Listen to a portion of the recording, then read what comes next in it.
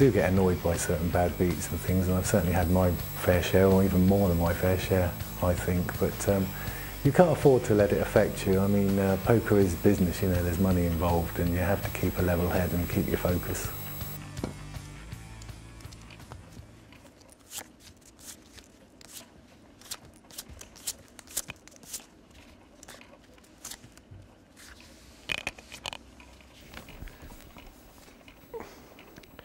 Since that pot with the 210, Pass. Simon Zach has gone Pass. card dead and silent. Yeah. Where's all in?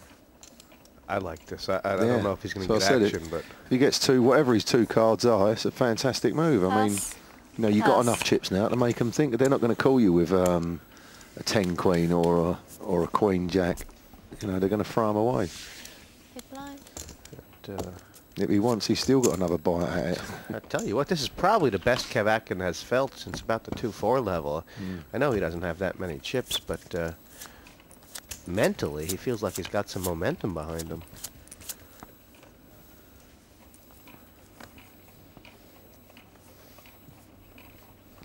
Pass. Why not do it Pass. again? Yeah, come on.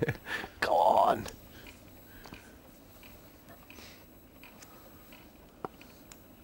Cox has only got 70,000.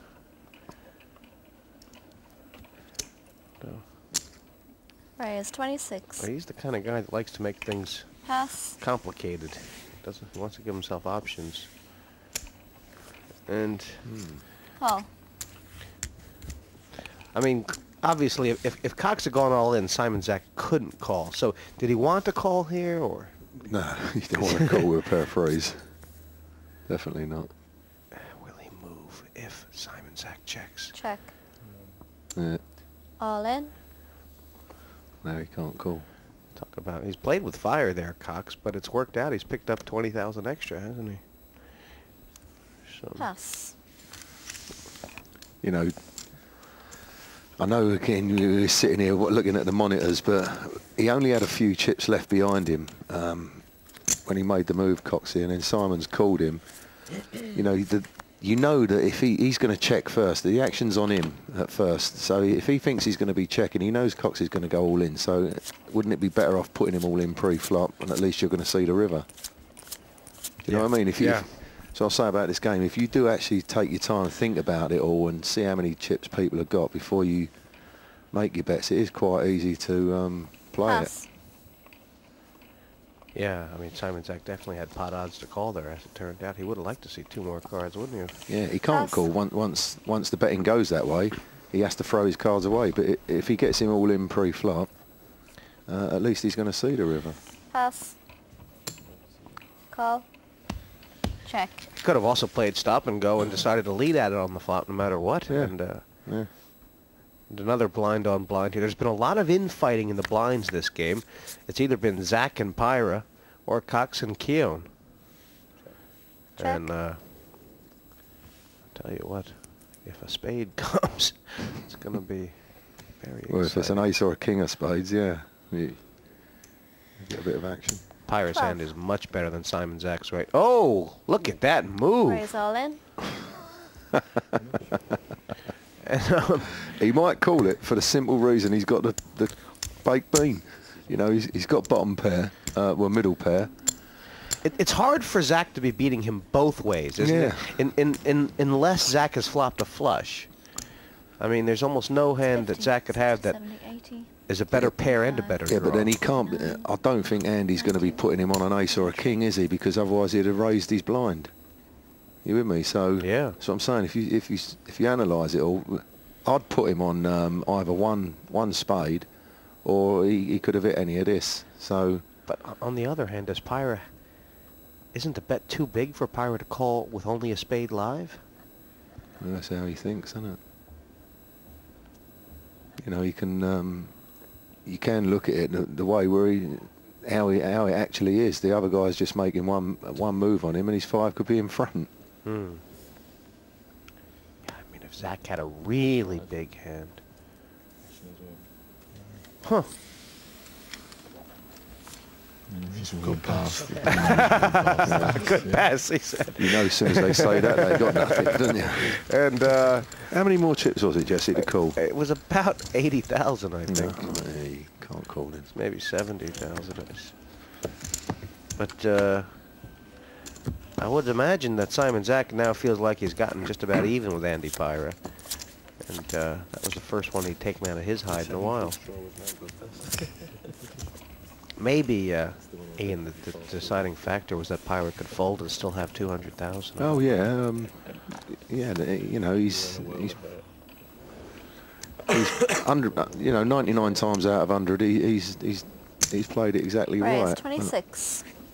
To me, if someone goes all in, Jesse, they've either got nothing or they're drawing. You know, you don't go all in if you got an end, do you? All I in. hear that. You know, not once the flop's down. I mean. Atkin has moved from the small blind to Cox's. Excuse me. 20.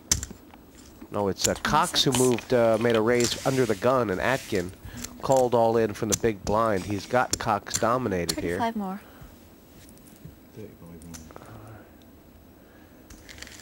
Think he'd be making a stand here?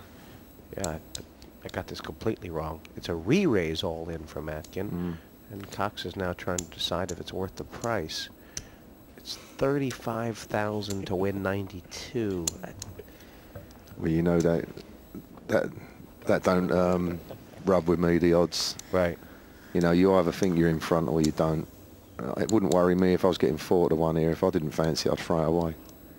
And you know I don't like weak aces anyway. Well, Cox has called, and that's going to leave him Call. very short. As you Nice. say, you know, Cox is way behind, and he's basically playing a pot for his heat here. Atkin Yeah. feeling great about things. Unless the 8 pops, this will be probably be Atkin's highest chip total of the evening. I'd rather called him with 8-9. You know, he's got a chance of a split. Good chance of a split right now for Ian Cox. Any picture? A 6 or, yeah, every picture a 6 or an ace as well. And that's the bad card. Cox is funking for a high one. Atkin says, put anything out but an 8. Oh, Take her place. Had to look twice, didn't you? unbelievable. But big double through here for Kev Atkin. And Yeah, let's put Coxie down to 39,000 now, short stack. yeah, I mean, I These have been flip-flopping, haven't they, these three? have been Cox's. He's a little bit tight-faced here. Well, we haven't had any marathon heats so far in this tournament, but this has all the earmarks to go in the distance. Yeah, it does. 85 hands we played, we only lost 1 player. Unreal how it's going. I think everybody has taken their turn with a short stack except for Pyra. Yeah.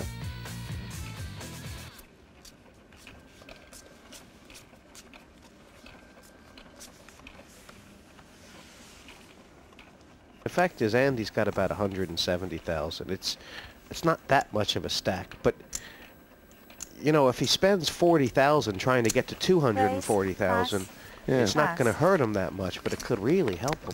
Yeah, well, they've actually lost it now, haven't they? Because the other 3 guys are all up there again. They, you know, he's got 84, 92. Poor Simon Zach. He's finally decided to do the recommended option, and he's just run into a buzzsaw here. And the problem for Zach, I'm wondering, is if he's already put too much in to fold for the re-raise, how much should Cox make it? He doesn't look happy. No, well, he won't be, Oh, will he? geez. The thing is, they've let them Yeah. get their stacks up higher, That's Jesse. exactly what's happening. When they're down to like 30s, 30 and 40,000, you've got to keep the foot on the gas all the time with them. And Can't let them breathe at this, because you see it so many times, all of a sudden they get a few chips and they're on you. Oh, he'll hate this if he calls.